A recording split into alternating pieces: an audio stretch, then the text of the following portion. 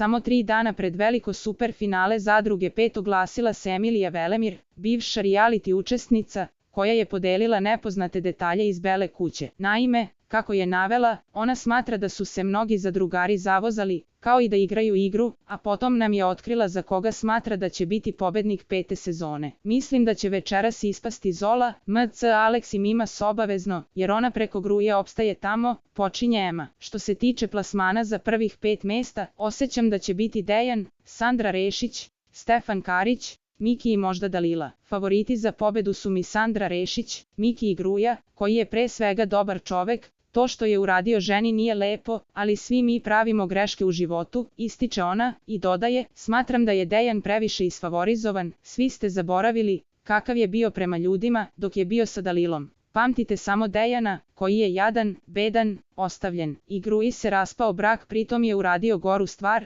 On ima 2 ćerke. Bila je brutalna Ema.